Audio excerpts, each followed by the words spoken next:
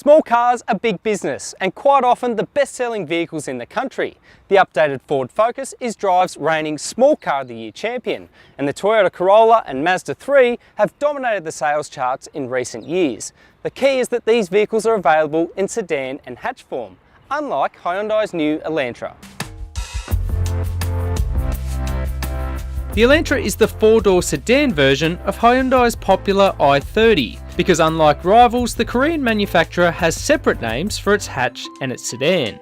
In this comparison, we put the new sedan-only Elantra against some of the most popular names in the small car class.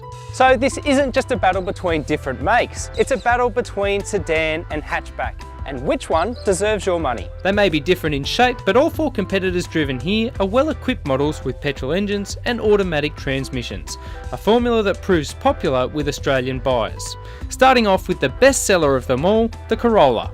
The Corolla is on track to becoming Australia's best-selling car again this year, and it's easy to see why. It's a no-frills proposition, and you really can't underestimate the power of that Toyota badge. Out on the road though, it's not quite up with its competitors. The engine is the least powerful of all four here. It's the only one paired with a CVT transmission. While it's competent out on the road, it's actually quite noisy and doesn't really shine in any one area. On paper, the Corolla is the cheapest car here, but it's also the smallest, with a tight 280-litre boot. A superior cabin finish ensures it stays relevant with discerning buyers. Next is Toyota's longtime rival, the Mazda3, priced at $26,790, fitted with a 2-litre engine that makes 114 kilowatts.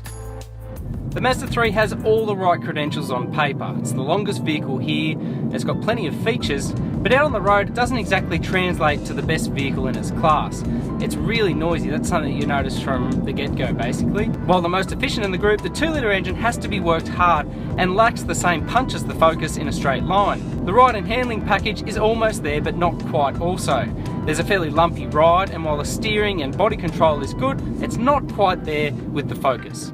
Ford's Focus was last updated in 2015, with the blue oval going upmarket with a more expensive yet premium base model offering. The move isn't really reflected in the Focus's interior presentation, which feels subpar in this company. Rather, it's the engine, a 1.5-litre 4-cylinder unit, that really stands out from the pack. Now let's be honest here, not too many people that buy these cars are going to be overly focused on driving dynamics, but that's what really sets the Focus apart. It's got excellent steering, the engine is a real standout, comfortably the most powerful here, and everything just works. On top of that, it's also easily the most compliant and comfortable car of the bunch in both city driving and country driving alike. And this thing actually impressed at the driving dynamics. That's how competent it is on the road. The steering's really good, it's got excellent body control, and it's a car that's quite enjoyable to drive on a twisting bit of bitumen. The engine itself is really effortless, and when it does get towards the top of the dial, it's quiet and refined, unlike the competitors here in this class. It pulls really hard, and it was the fastest in our 0 to 100 testing. Lastly, we have the newest offering, Hyundai's Elantra. Priced at $23,790, it immediately feels more modern than its rivals, and its sedan-only body is the most spacious vehicle of the bunch. As small cars go, the Elantra is a nice, honest proposition. It's easily the biggest of these cars, inside and in the boot as well. And on the road, there are no nasty surprises. It's plush, it's comfortable, and it's quiet. It's a nice place to be on the open road. The engine itself offers nice linear acceleration in day-to-day driving. One thing we have noticed with this car, and it's pretty hard to escape it, is the engine. It's quite thrashy when you get up at revs. And I think it'd really do well with probably a more refined, smaller capacity turbocharged alternative. But even so, the Elantra is a nice competent car, and backed by strong ownership credentials, it makes a lot of sense as a small car. So the big question, sedan or hatch? Well, when it really comes down to it, each body type has its own merits, as it's all about personal choice. But in this small car comparison, we can't look past the Focus. In a tight decision, the Ford narrows out the Hyundai for the win. The major reason being the Elantra's lackluster naturally aspirated engine.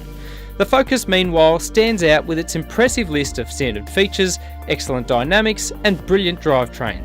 Features that are likely to strike a chord among sedan and hatchback buyers alike.